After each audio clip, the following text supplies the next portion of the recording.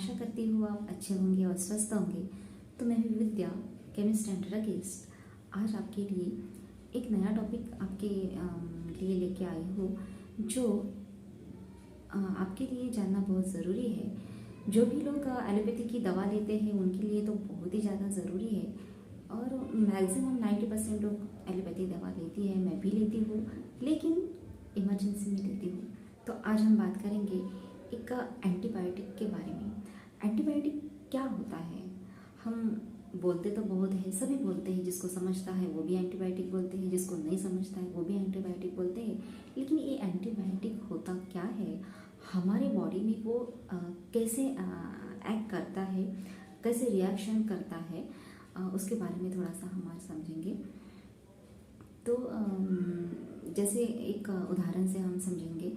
जैसे ही अगर बुखार आ गया तो हम डॉक्टर के पास जाते हैं, तो डॉक्टर हमको 2-3 गोलियां लिख के देते हैं और उसके साथ एक एंटीबायोटिक का डोज दे देती है। सबको पता रहता है कि ये गोलियां हैं ये और एक एंटीबायोटिक है, लेकिन वो प्रॉपर कैसे काम करती है वो किसी को नहीं पता होता है या किसी किसी को पता होता है। तो आज मैं इसके ही बारे में आपको बताऊंगी कि एंटीबायोटिक हमारी बॉडी में काम कैसे करता है, उसकी फिजियोलॉजी कैसे होती है हमारी बॉडी में, उसका वर्क, उसका फंक्शन कैसे होता है हमारी बॉडी में। तो अगर बुखार आया है तो मतलब हमारी बॉडी में बैक्टीरिया है जिसकी वजह से हम बीमार पड़ गए।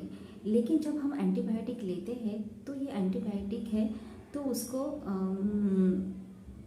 ये बैक्टीरिया को मार देती है, पूरा मार देती है और हमारा जो बुखार है वो ख़त्म हो जाता है। और फिर आप बोलेंगे कि ये दूसरी गोलियाँ किसकी है, जिससे बैक्टीरिया में मरता नहीं, हमारा जो बॉडी टेम्परेचर है वो कम होता है।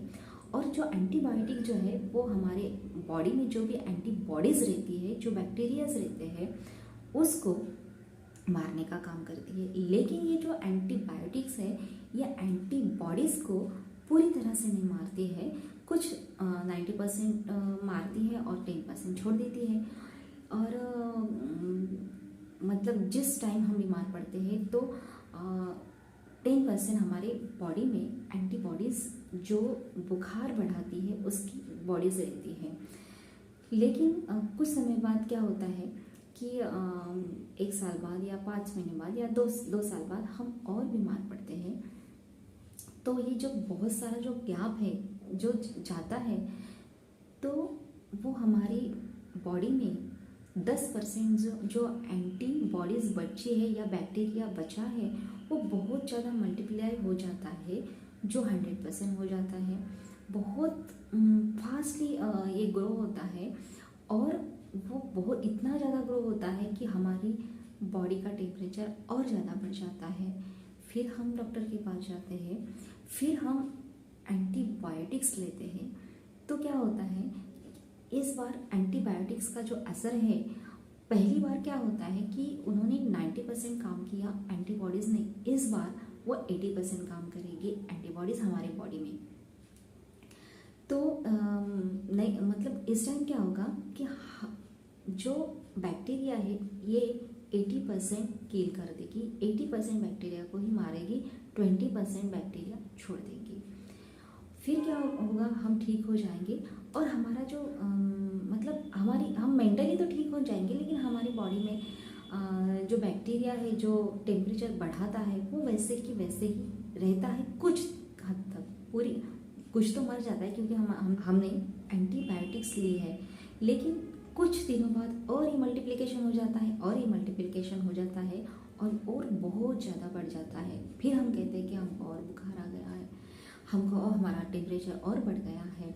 तो इस तरह से अगर हम इस बार एंटीबायोटिक्स लेते हैं तो ये एंटीबायोटिक्स और उसका काम कम कर देती है। मतलब इस बार वो 70% बैक्टीरिया को मारेगी, 30% हमारी बॉडी में रह जाएगा। तो इस तरह से ये जो प्रोसेस है, मतलब जो एंटीबायोटिक्स है वो बैक्टीरिया को मतलब मारने का कम काम करती है जितनी बार हम लेते हैं। पहली बार तो वो बहुत अच्छे से काम करती है, दूसरी बार वो 10% थोड़ा सा कम करती है, तीसरी बार वो 20% कम करती है, चौथी बार वो 40% कम करती है।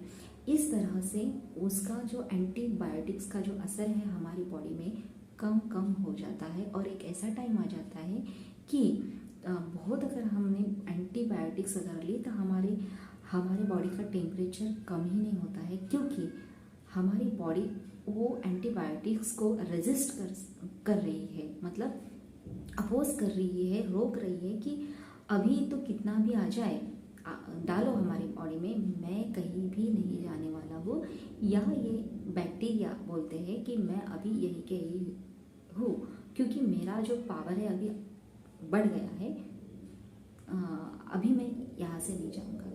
तो ये जो प्रोसेस है, बैक्टीरिया बैक्टीरिया अपना असर कम करती है और एंटीबायोटिक भी अपना असर कम करती है। इसको बोलते हैं एंटीबायोटिक्स रेजिस्टेंस। जो हम एंटीबायोटिक्स ले रहे हैं उसको हमारी बॉडी रेजिस्ट कर रही है, रोक रही है, इसको ही बोलते हैं एंटीबायोटिक रेजिस्टेंस। इसीलिए डॉक्टर हमेशा बोलते हैं कि एंटीबायोटिक्स जो है हमारे मन से नहीं लेना चाहिए, क्योंकि हमारी बॉडी की जो इम्यूनिटी पावर है या एलोपैथिक दवा लेने की जो कैपेसिटी है वो कम हो जाती है। इसीलिए हमारे मन से नहीं लेना चाहिए, हमेशा डॉक्टर से पूछ के ही लेना चाहिए, और पॉसिबल हो तो बहुत ज़्यादा कम लेना चाहिए।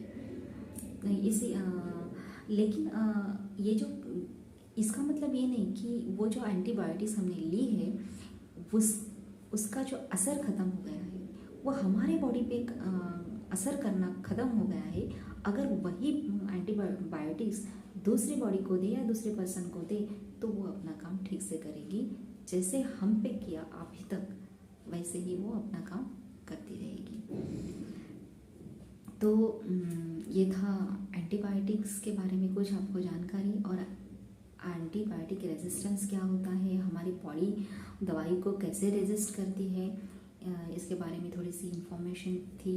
अगर आपको ये अच्छी लगी तो ये मेरे चैनल को विद्यास केयरविला को सब्सक्राइब ज़रूर कर दीजिए, कमेंट्स कर दीजिए और लाइक भी ज़रूर कर दीजिए, ताकि मैं थोड़ी सी इंस्पायर होके आपके लिए और ज़्यादा अच्छे से वीडियो बना सकूँ। ये तो मेरी शुरू की वीडियो है। अगर आपको अगर आपको पसंद आए तो लाइक ज़रूर कर दीजिए, जिससे मुझे भी थोड़ा सा इंस्पिरेशन मिल जाएगा। तो मिलते हैं नेक्स्ट वीडियो में।